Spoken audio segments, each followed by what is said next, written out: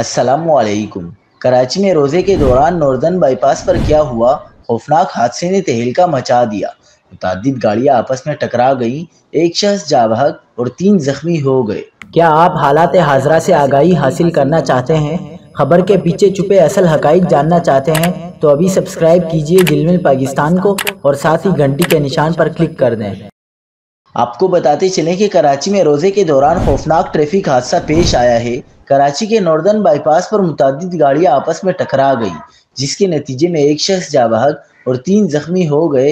روزے داروں کے خون سے سڑک لال ہو گئی۔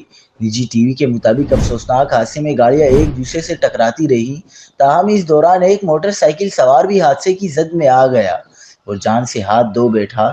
ریسکیو عملے کا کہنا ہے کہ حادثے میں 3 افراد زخمی بھی ہوئے۔ لاش اور زخمیوں کو ہسپتال منتقل کر دیا گیا۔